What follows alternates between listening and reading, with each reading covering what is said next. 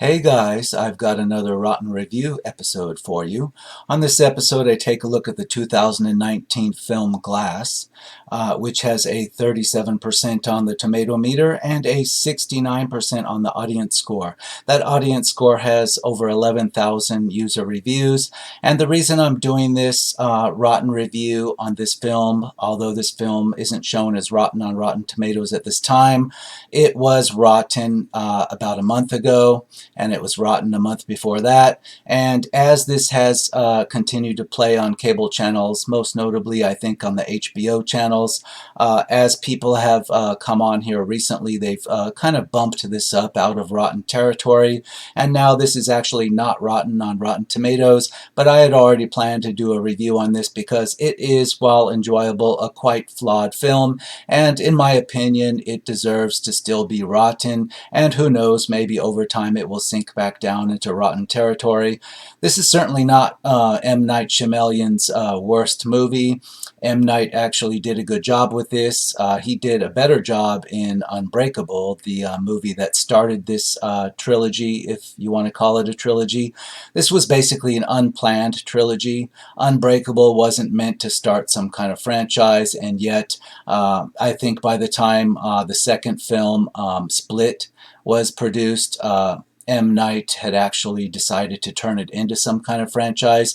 Now Glass is it's a nice conclusion to the franchise, to the three films, and yet it just has so many flaws, particularly the way it ends.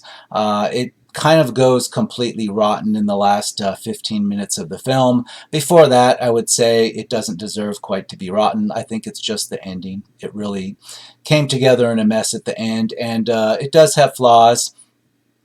This is let's just state that this is Bruce Willis, this is Samuel L. Jackson, this is James McAvoy, and Sarah Paulson. Now, with those names attached to this movie, you would think, well, it can't possibly be rotten. I mean, well, it kind of is and kind of isn't. And let's get right into the rotten reviews, or the unrotten reviews, if you will. On this one, I'm going to be taking a look at 3-star and below reviews only, because reading the 5-star and 4-star fanboy reviews isn't really going to help things at all. I'm not going to learn anything. I think I will discover a lot more by just sticking with the 3-star and below reviews. Personally, I would give this 2.5 stars. I just can't quite get it to 3 stars in my mind because the ending just felt so bad, and we'll get to that. But let's start down here. We have a 2.5-star review from 2 days ago.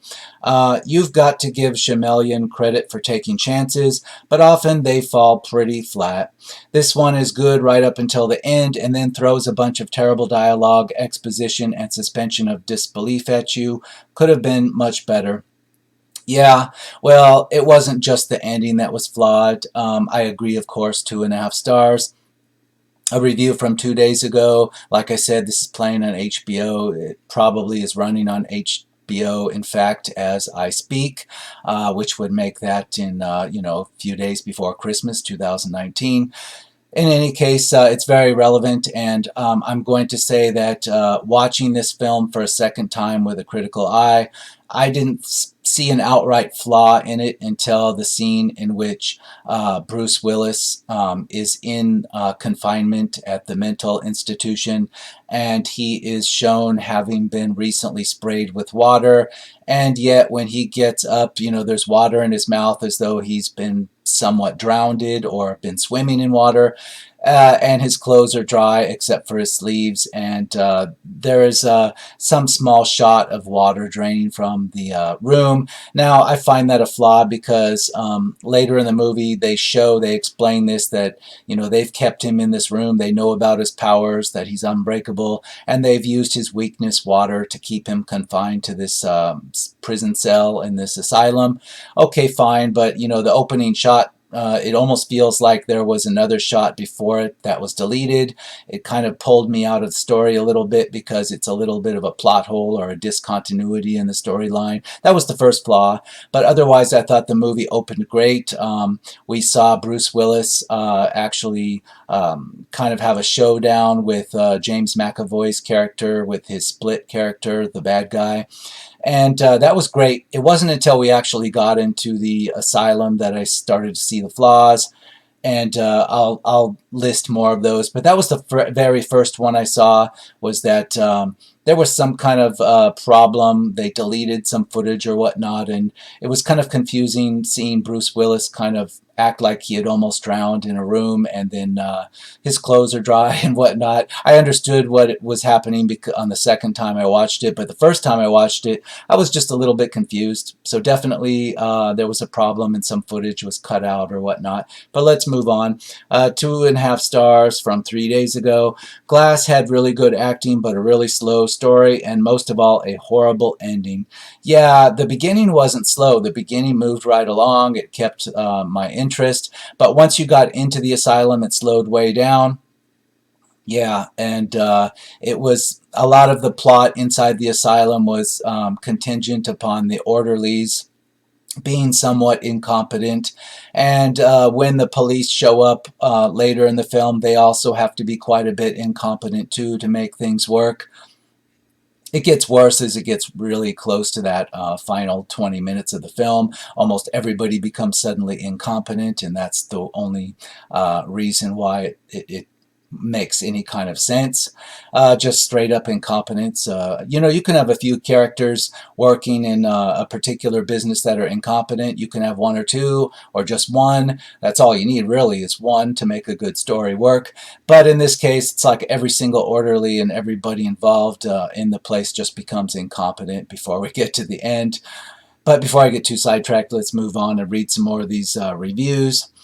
We have another one from December 13, 2019, 3 stars. So back in 2016, an interesting little horror movie from M. Night surprised us all by being a great horror about multiple personalities. That would be Split.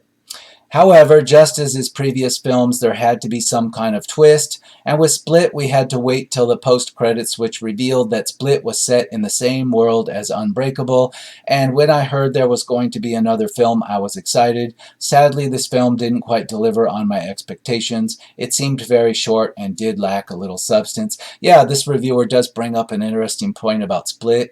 That's why I said earlier that it seemed as though M. Night decided to make this a franchise only after he had produced most all of Split, and sure enough, it was at the very post-credit scene of Split where you get a scene that reveals that it's in the same universe as Unbreakable, by Bruce Willis appearing at the end, basically. Now, that didn't quite work because a lot of people wouldn't have stuck around for a post-credit scene because Split wasn't marketed as an MCU movie or a superhero movie. We're used to that in superhero movies, that we should stick around for an end credit scene. Sometimes we don't get one, but that's what everybody expects now. The Marvel movies did it first, and DCEU films do it.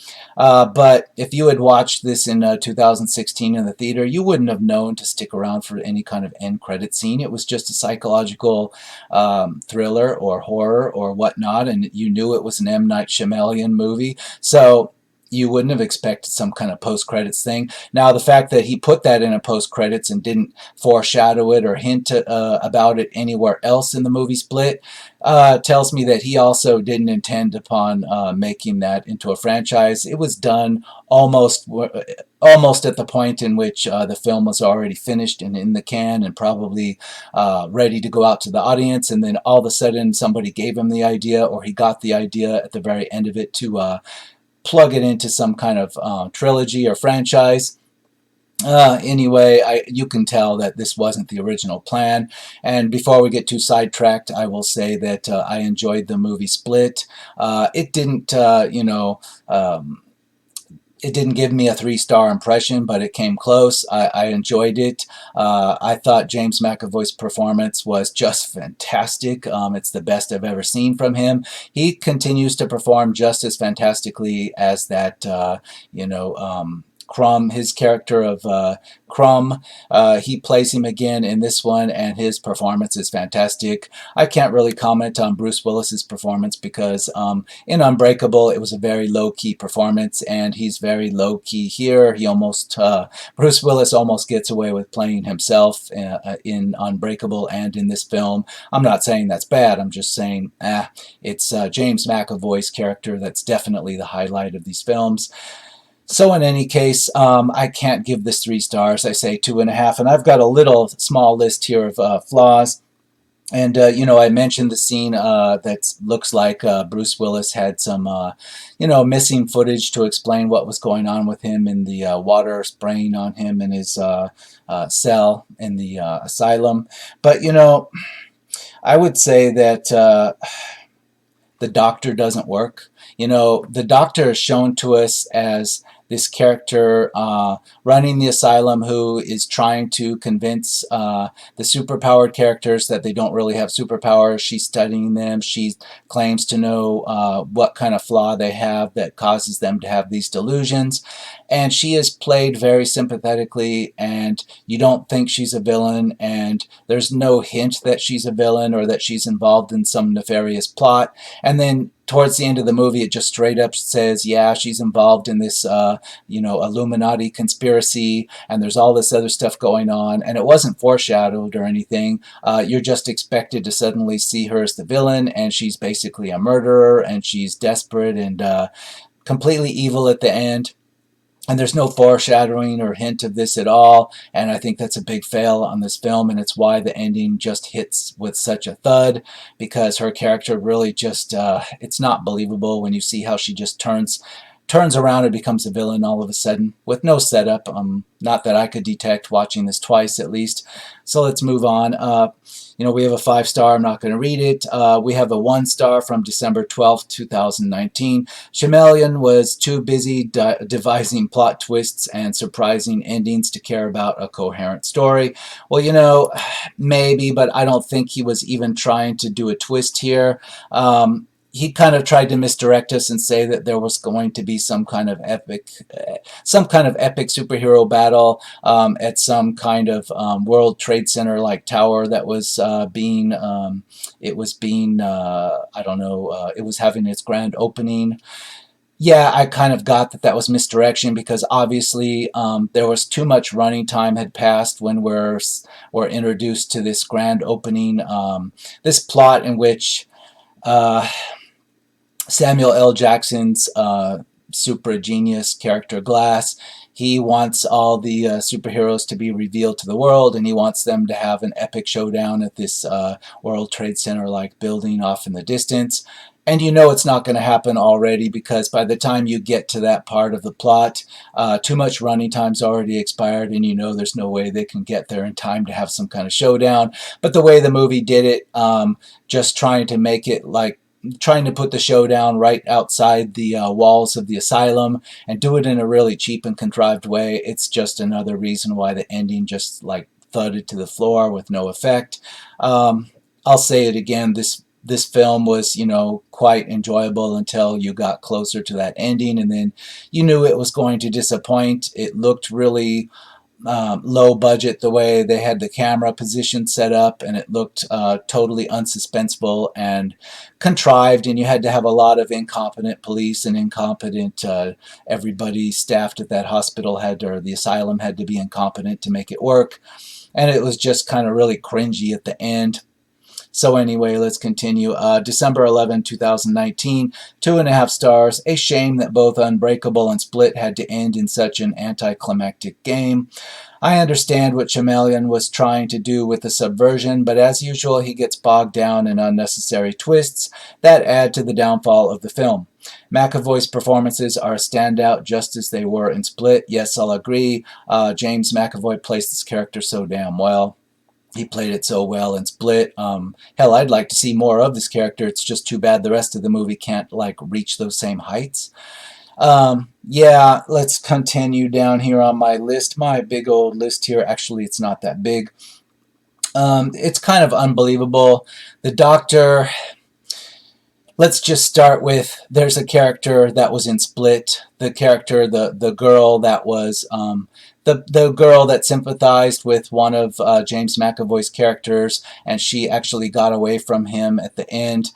She returns in this, and she decides that, you know, she's in love with one of these characters that's inside James McAvoy, and she needs to, for some reason, visit him in his confinement in this asylum. And for some reason, the doctor, although the doctor in a believable way explains to her, hey, I can't just let you come in and start interfering with my patients, and also the subject of an ongoing criminal investigation, and just walk in here off the street and I'm going to let you in a room with him. I mean, that's believable, the way she refused the girl in her attempts to do that. And yet all of a sudden the movie just like hand waves that away, and the next scene opens and the doctor is just letting the girl in to see James McAvoy, and actually sitting back in a chair at a distance and just letting them interact with each other in the room. And that's completely weird. Why would the doctor do this? Now, this doesn't make any sense from the perspective of believing the doctor the way she was originally presented to us, as a sympathetic, actual medical psychologist or psychiatrist. If she was actually that, it didn't make sense for her to let this girl just start interacting with James McAvoy's character, Crumb. Now, even allowing for the knowledge that she's actually part of this Illuminati conspiracy thing going on in the background, and that she's actually evil, it also doesn't make any sense from that point of view why she would allow the girl to talk to James McAvoy. It doesn't make any sense at all. So at the end of this film, you're just left wondering, well, that's a big problem. I mean, that's a big problem with the script. M. Night makes no attempt to, he just literally hand waves away. First, he tells us why it doesn't make sense for the doctor to allow the girl to meet McAvoy, and then he just hand waves it away and says, I'm going to do it anyway because I need it to happen for the sake of the plot. Really bad. That's a real bad plot hole in this film. Really bad writing. Let's continue. December 10th, not English. December 8th, 2019. Seriously, M. Night Shyamalan. With 2000's Unbreakable, he gave us an interesting, unique, and genre-bending take on superheroes. With 2016 Split, he delivered a similarly distinctive and superb film that not only redeemed him in the eyes of many after years of duds, but also teased us with the surprising reveal at the end that put us on track for what should have been a thrilling finale to a trilogy that had spanned decades. And then he makes this as if a return to the light was just to, yeah, he really had us with Split. Unbreakable was good. I've seen it 2 or 3 times over the years. Not the most fantastic film, but it was decent, worth watching more than once. And then Split was fantastic, and even if you didn't have that end scene credit reveal and you didn't know it was part of some kind of trilogy, just on its own, it was fantastic. Just watching James McAvoy, convince us that that character was real. All those characters were real. And then all of a sudden, yeah, M. Night just produces this, and it just hits with a thud. And it just makes us go, well, yeah, he fooled us. He really is just a shit director. And I got the same impression, you know, when I saw this thing. I'm just like, he failed again. And then it kind of made me second guess who had wrote the script for Split, because I'm thinking maybe it wasn't M. Night, it was somebody else that did all the writing, and then maybe, you know, M. Night went back to taking full control, and look what we got. That's what I'm suspecting. I'm too lazy to actually look through the credits to find out if that's true, but I'm suspecting that because all of a sudden it's like M. Night let us down after such promise with Split, you know, and he's let us down so many times. So many M. Night movies have just been total garbage right from the word go, and then all of a sudden he makes something good, then he goes back to garbage again. What the hell's going on with this guy? I don't know. Somebody should write a book on that. First let M. Night write a book on that, and then we can write a book on his book on that and make fun of that. That would be great in my opinion. Anyway, 2 stars, December 3rd, 2019. Had a good first 2 acts, but the third will sadly disappoint, with the film breaking the promise the first 2 built up to. It will more than likely not entertain, but wish for a better movie. Yeah, it does break a promise because, you know, if you watch the first 2, it's promising some kind of superhero showdown. What we got was so cheap and disappointing. It was just like watching a couple of people like have a real boring and unsuspenseful fist fight, and then it just kind of ended with a thud as the good doctor turns into a villain and reveals the Illuminati conspiracy. And it makes no logical sense. The biggest logical plot fail here is just that if this Illuminati conspirator group that knew all about these superheroes behind the scenes for decades, for centuries or whatnot, if they really just needed to get rid of these superheroes because they're a threat to the order of society, that's fine. But then why is this doctor allowed to just toy with them in this asylum when in the end all she wanted to do was just kill them and eliminate them from society? It doesn't make any sense. Like, the movie makes no logical sense. First, it's about studying them and wasting all this time and effort to do so, and then all of a sudden just killing them at the end. And the doctor, in her villain performance at the end, pretty much just says that the whole point is just to eliminate them. Then what was she wasting the rest of her time doing? It makes no sense. Like, make up your mind. Are you trying to get rid of them, or are you trying to waste time studying them? And if you need to study these three superhero characters, well, two superheroes and a supervillain, so to speak, if you need to take them to this asylum and study them as though they've never studied these people before, but then you're saying that this Illuminati group has been around for decades, if not centuries, I'm sure they would have had a chance to study these characters before. None of it makes any sense. It's along with the actual doctor turning evil not making any sense, and that's why this whole thing just degenerates at the end to a thud. Um, yeah, and the only plot twist I can see here is that M. Night misdirected us, and he teased us teased us that we would have some kind of epic superhero battle, and then he like said, "Surprise! All you got is this big thud as this thing hits the ground. Surprise!" Yeah. 3 stars, December 2nd. I was a fan of Unbreakable and Split, and I found a lot of Glass to be enjoyable, especially the first half. I have to give it props for feeling original and having a pretty distinct tone. The last act is pretty underwhelming. However, I found the M. Night twist to be particularly abysmal. Yeah, if the twist is just that it's an Illuminati conspiracy from the beginning, then it's pretty pathetic. But let's go over some other stuff that's a total plot hole in this film.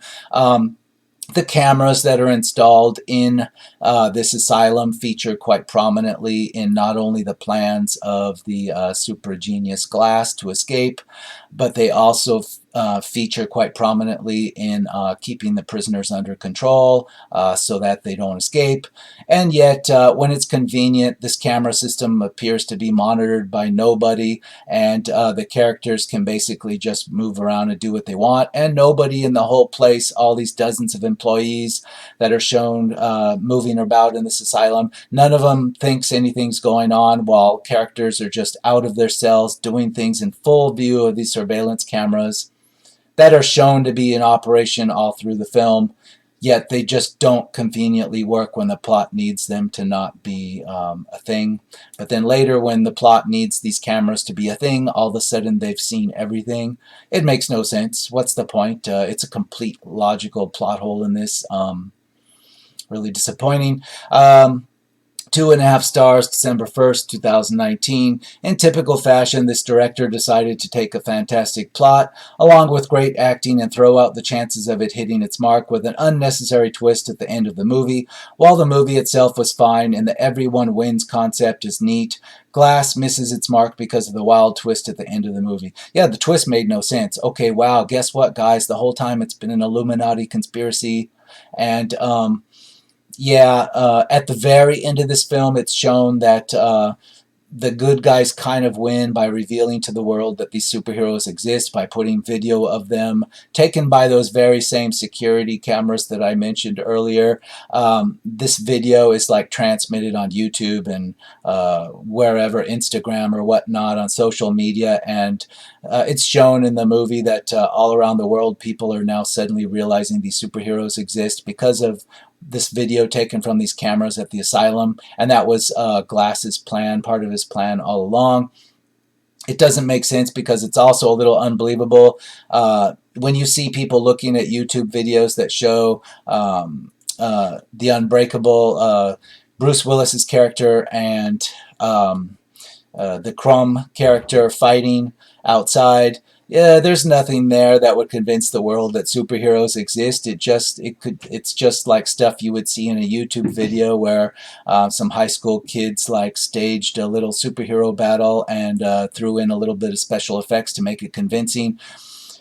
There's nothing there that stands out enough for the whole world to be revealed of anything. It would just actually, the video they show that gets spread around online would have just ended up being another forgotten YouTube video that probably wouldn't even have become viral. It wouldn't have been anything special. So it's another fail. M. Night failed even in that regard.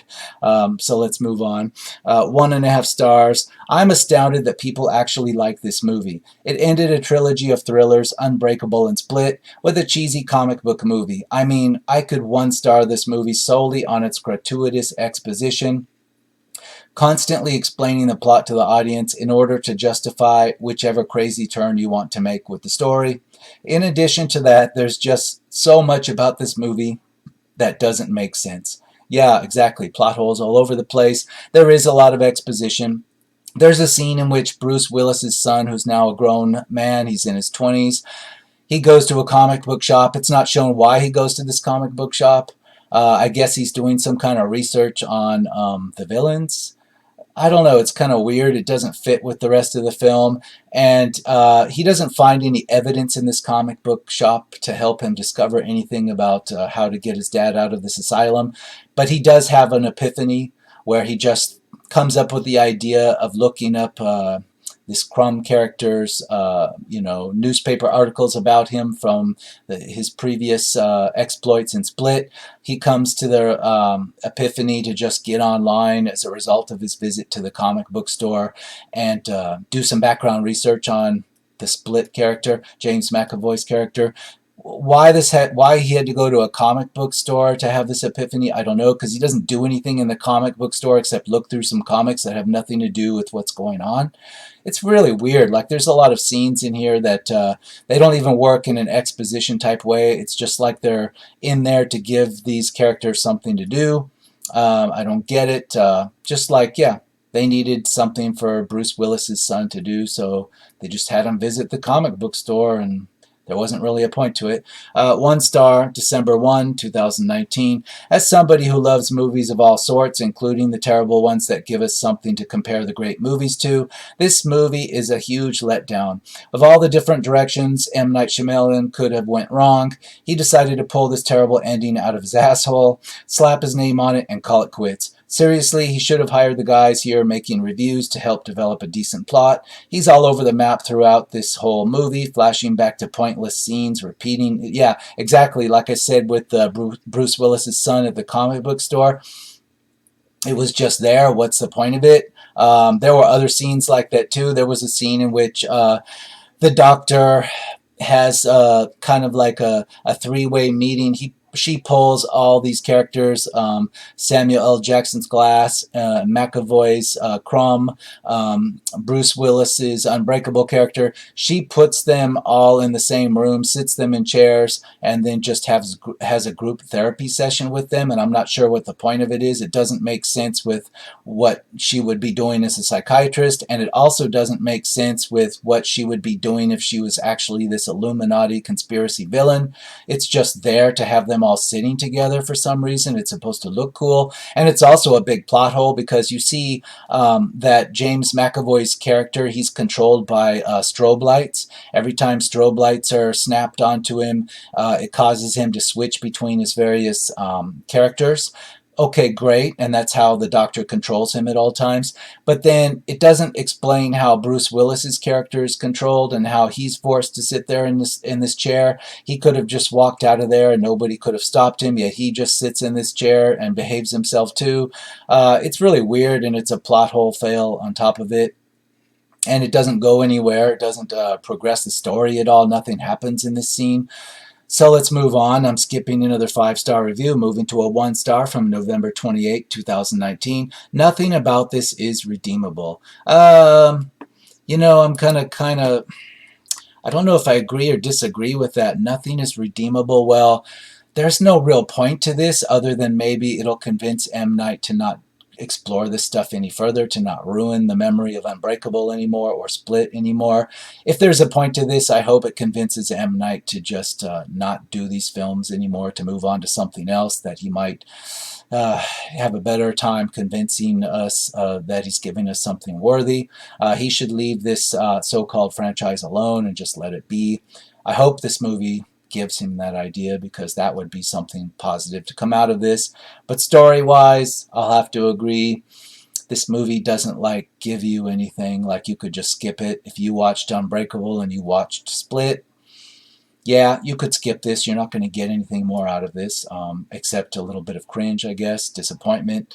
Let's move down. 1 star, November 25, 2019. M. Night Shyamalan's stinkiest pile of shit.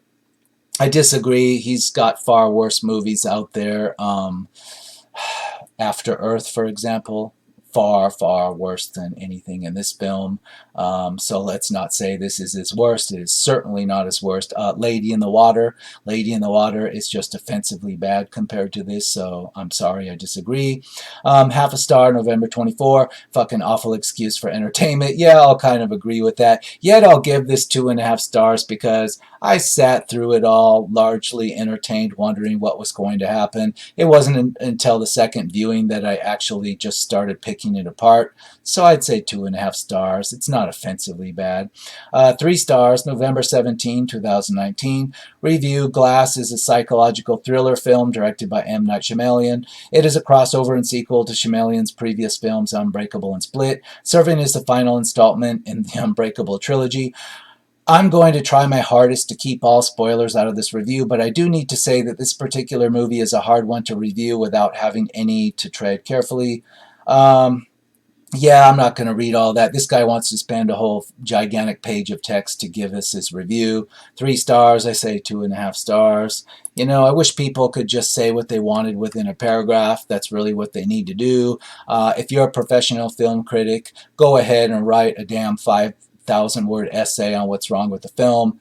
Knock yourself out. But, you know, if you're just going to put, you know, a paragraph of text on a site like Rotten Tomatoes as an audience review, you need to get that across in one paragraph. If you can't, then you might not have actually paid attention during the movie. You should be able to summarize your review with a paragraph or so, I think. 1.5 stars, November 10th, 2019. Brain dead stupid without any tension or fun. Yeah, there's no tension. You think there should be. It should be with where it's set. But when you get to the actual asylum, it slows down and the tension just drains away. And, you know, the character of Glass is very much not taken advantage of. I mean, it's shown that he's, you know, a supra genius villain. There's more of him doing that in Unbreakable, and you're going into this thinking you'll see him really shine in this. Samuel L. Jackson, right? I mean, come on, it's Samuel L. Jackson.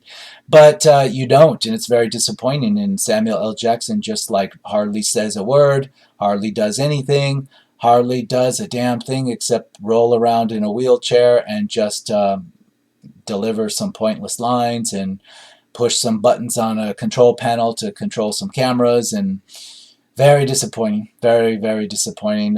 We should have gotten something, especially with something called Glass. Isn't he supposed to be the whole title character, the titular character, if you will, of this film? Yet, you didn't get much of Glass at all, did you? You got Bruce Willis, you got James McAvoy. Glass, he was just like barely spoke a word in this or did a damn thing. Too bad. A total unused supervillain that is actually teased by the very title of this film. That is pretty offensive when you think about it, and it almost makes me want to reduce this to like a 2 star. So yeah, let's just say 2.5 stars. I'm not even convinced this is a full 2.5. The more I think about it, I'm starting to lower my opinion of it, but let's move on. 1 star, November 10, 2019. It's very disappointing. I wish I never watched this movie. Such a terrible way to conclude a great franchise. This is the same as Game of Thrones. It had potential to be something great, yet the director decided that it should go to the sewer. Yeah, I'll largely agree with that. It could have been so much. Why didn't we get the supervillain Glass that we were promised? Man, that would have been an epic showdown for him to actually use his supervillain intellect and We didn't get him at all, really. We got like a guy in a wheelchair pretending to be Glass that hardly did a thing. Yeah, 1 star, November 10th. It's very disappointing. I wish I never watched this movie. Such a terrible way to conclude a great franchise. This is the same as Game of Thrones. Yeah, I just read that. And you know what? I actually thought it was a separate review, but it bared repeating, I guess. 2 stars, November 8th. This really didn't work for me. It could have been a fine film and excellent conclusion, but the whole setup was obtuse and unfortunate. There was a great story to tell. This wasn't it. Yeah, and I'll bring up another plot hole. Every time you see a shot, a distant shot of that mental asylum or mental institution, the buildings, the grounds, you see a shot of that from a far distance, and obviously the film producers, they picked a set that was probably some kind of historical building like a state capitol or like it would have been a big estate of some time a century ago. Maybe now it's a museum, a state house, capitol building, something like that. And yet, it's obviously not anything that would resemble a modern mental asylum. A modern mental asylum wouldn't have a gigantic lawn that stretches out for half a mile before it with a fountain and whatnot and grounds around it. That doesn't make sense. It's clear that they chose it because it looked cool. M. Night thought it looked cool. But every time you see the outside of it from that shot, it just takes you out of it because you're wondering, why would there be a mental institution that would need to have like some elaborate grounds, some elaborate palace looking grounds around it? It doesn't make a lot of sense. It's completely stupid, logical fail. The more you see it, the more it pulls you out of the believability of it. 1 star, November 2nd. Not English, but I'll take your word for it there. 1.5 stars, October 31st, 2019. The dialogue in this movie is utter unforgivable. I suppose it was meant to be framed in a traditional comic book sense, but I can only stand characters literally spouting out exposition for so long. Yeah, and Glass's mother character, she actually spouts off a lot of stuff to set up things in the story and to set up more backstory on Glass. And, it's unfortunate, but Glass, the supervillain, his mom has a much bigger, complicated role in this film than he does. I didn't come to this film to see his mom. I came to see Glass. So why did Samuel L. Jackson do nothing in this film and say almost nothing, but his mom had just lines and lines and lines and scenes and lines of dialogue with everybody in the movie? Very stupid choice by M. Night. Very, very stupid choice. And that's all him. That's all on him. It's not just my opinion. That's M. Night's responsibility. And it's a complete fail.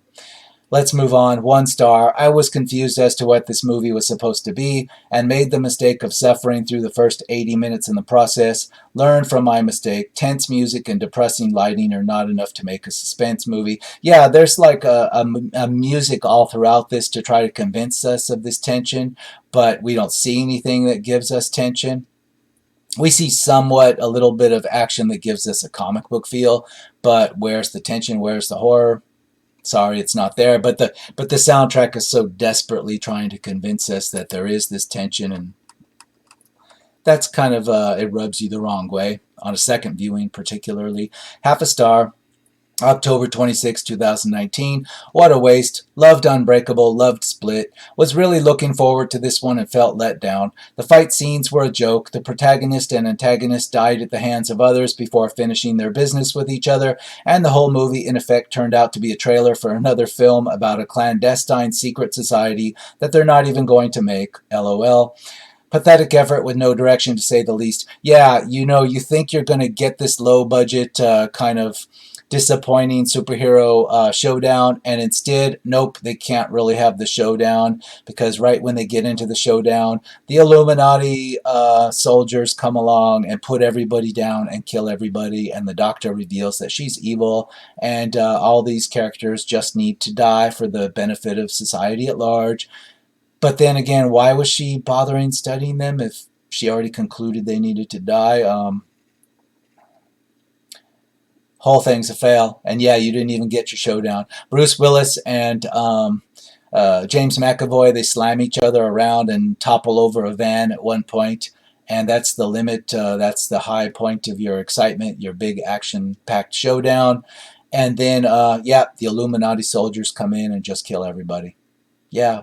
Surprise, surprise, everybody. There's your big twist. October 24th, 3 stars, 73%. I was extremely excited for this movie, but the movie did not reach my expectations. The story overall was not bad, but most of the movie was just exposition that I personally did not like.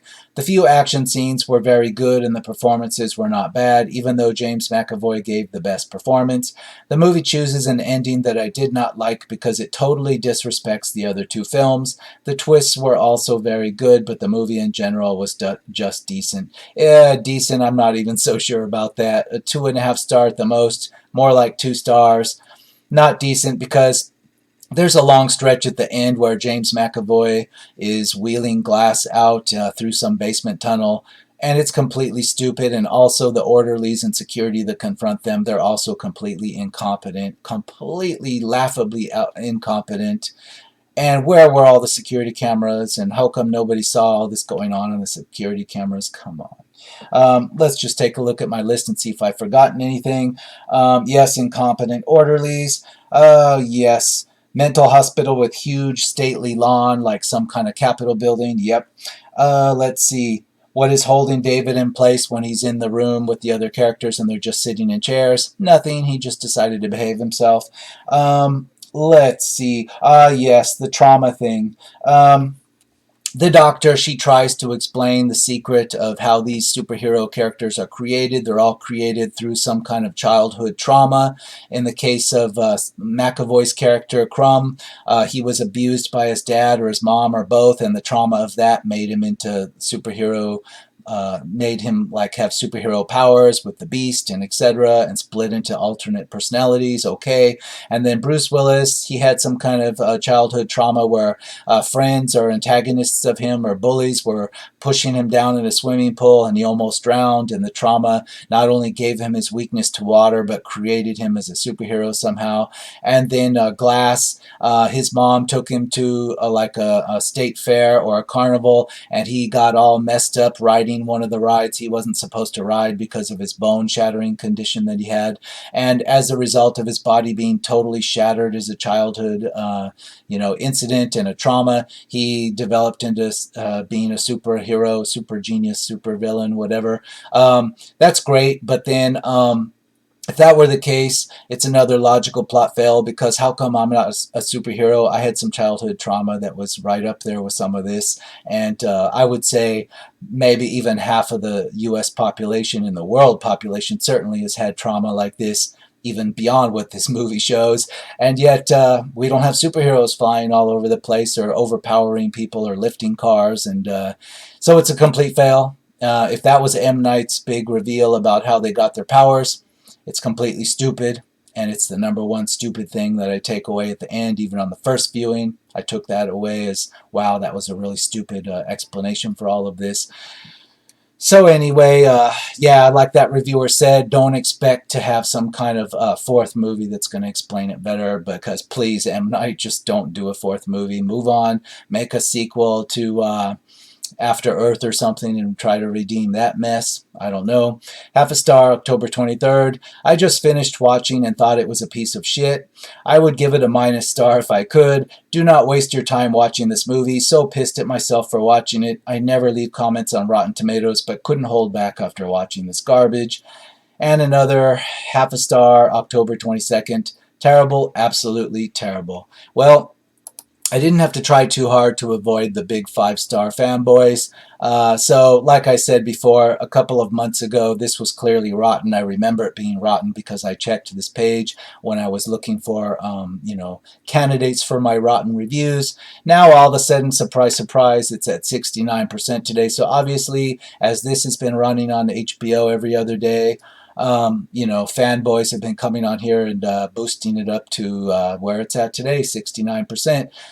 Don't trust it. I'm just here to tell you, don't trust it. This is still, you're going to find it quite rotten, but it's, I'd say 2 stars. You can watch it once and just don't think too hard about it, and you won't be too upset by it.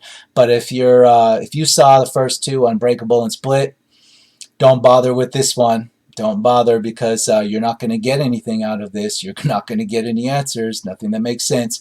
So I think that 69% audience score, in my opinion, I'd like to see that back at like 49, 50%. I think that's where it should be.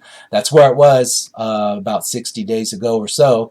And 37% on the tomato meter, I think that's fair. I think that's fair. Anywhere between 20 and 40% would probably be fair on the tomato meter. So that's it. That's it for this episode. And I will be also uploading this to BitChute for what that's worth. We'll see if that gets stuck in processing or it actually makes it up on BitChute. And I will see you on the next episode of Rotten Reviews.